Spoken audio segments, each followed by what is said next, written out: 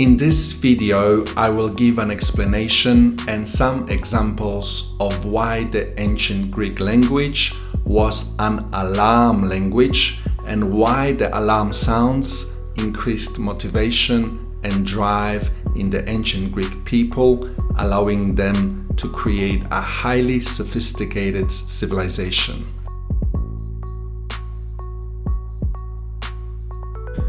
So let's have a look at alarm sounds in nature, and then let's compare these alarm sounds to the alarm sounds found in ancient Greek language. The first example is an alarm or distress call produced by a magpie bird. Next, we have a distress call or alarm sound produced by a rat. The next example of a distress call or alarm call is that of a koala.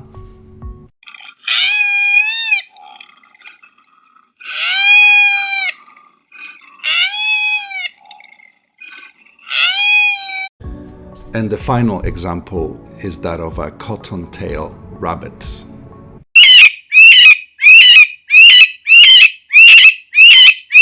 We can see that the distress or alarm sounds have a lot of similarity to that of a human cry or scream.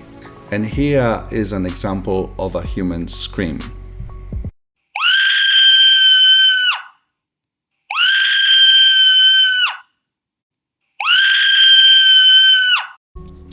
When listening to or when producing distress or alarm calls, we become somewhat distressed or alarmed ourselves. In fact, alarm or distress calls automatically prepare us for fight or flight, where a person or animal becomes more alert, focused, and attentive to the environment. Here we have an example of such behavior in a deer, where it's listening to distress calls, and you can see how its head is raised so it can see better. Ears are also raised to focus on the sounds. Its eyes are widely open to maximize its vision, and its movements are nervous and very alert.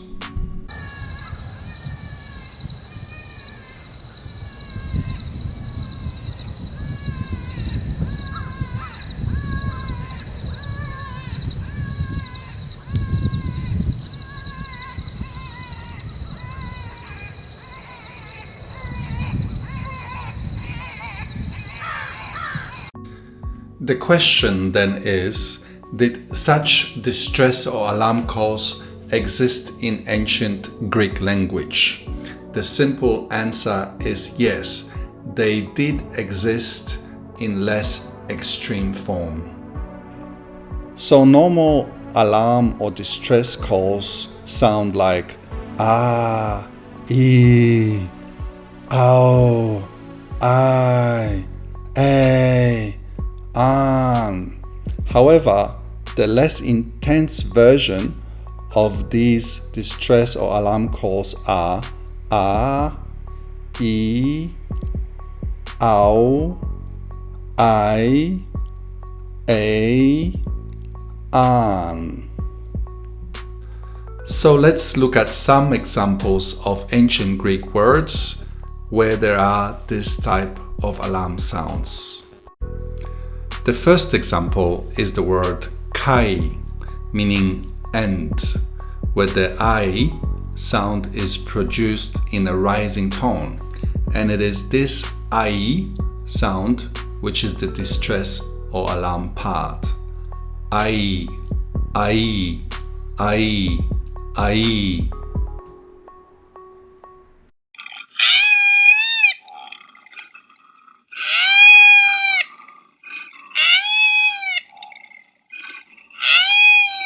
The second example is the word Zeus, meaning Zeus, which is the main god in Greek mythology. In the word Zeus, the U sound also has a rising tone, and it is this EU sound which is the distress or alarm sound. Eu, eu, eu, eu. The third example is the word teuke, which means he made. In this word, the U has a rising and falling tone, and it is the eu part that is the alarm or distress sound. Eu, eu, eu, eu.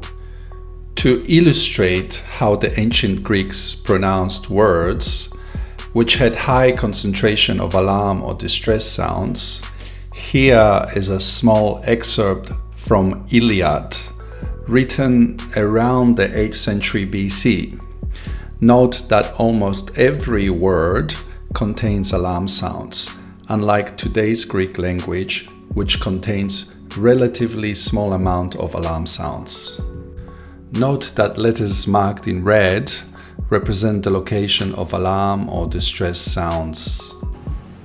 Meninaidatea Peleia Achilleas Ulamenein he muri Achaiois Algeetheke Palas Diphthemusukas Aidi Proi Absen. As one can see, ancient Greek language had a large number of words with alarm or distress parts in them. It's hard to believe, but these sounds were the driving force, the spirit, the energy of the ancient Greek people. It made the ancient Greeks focused, attentive, and curious, just like the deer in the following video is more focused, attentive, and alert to danger when listening to alarm calls.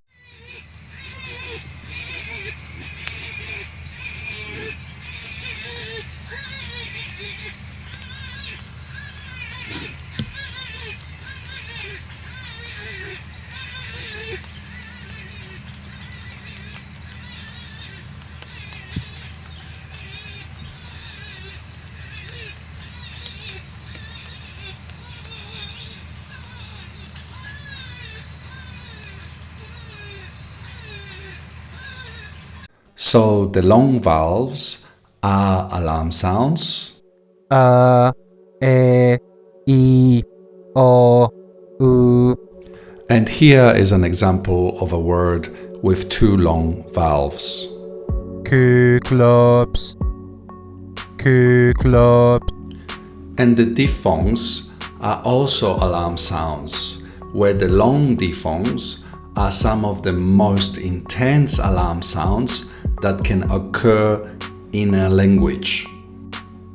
I, E, Oi, We, I, A, Oi, O, U, U, E, O.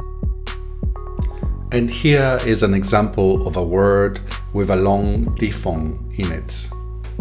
Hades, Hades. Then you add tones to the long vowels and diphthongs, and you have a highly intense alarm language.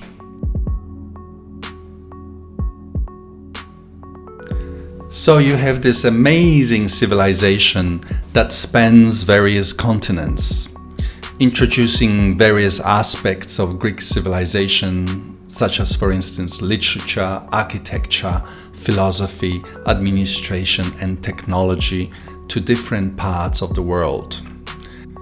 Then, ancient Greek civilization begins its decline around the 2nd century BC, around the time of the Roman conquest of Greece.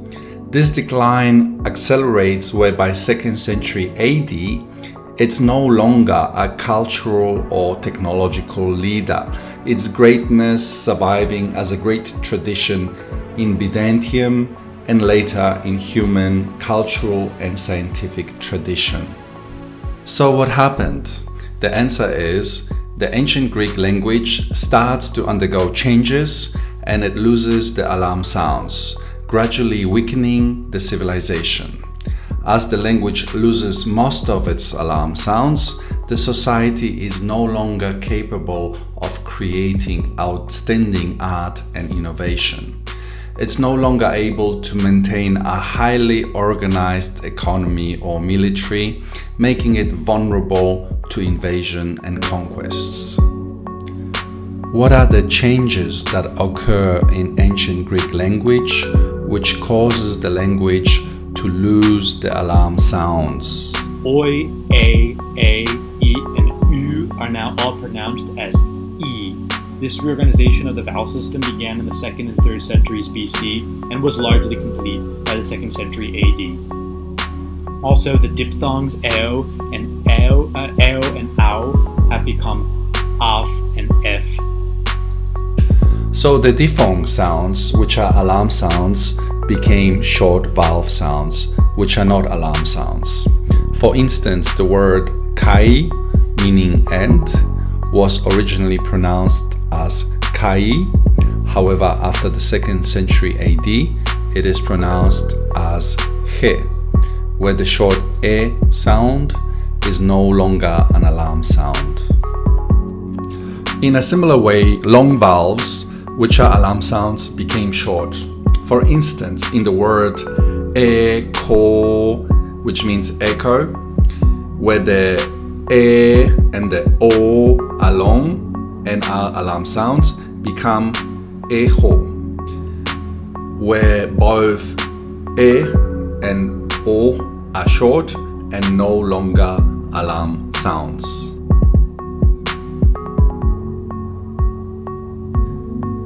The question that arises in our time is, would Greece become highly prosperous, advanced, and industrious if they were to adopt alarm sounds as existed in ancient Greek language? I believe that the answer is absolutely yes. With the adaptation of alarm sounds, the Greek society will regain the energy, drive, and focus to become a leading industrial and economic power, and would also become cultural and innovation leader of the world. If you would like to investigate this idea a little bit more closely, please check one of my book versions on the topic. Evolutionary Alarm Sounds Within Languages is the first version. Frighten the World into Prosperity is the second version. Motivate Poor Countries to Develop is the third version. Alexander was more, he was Prometheus, a friend to man. He changed the world. Before him there were tribes, and after him all was possible. There was suddenly a sense the world could be ruled by one king. It would be better for all.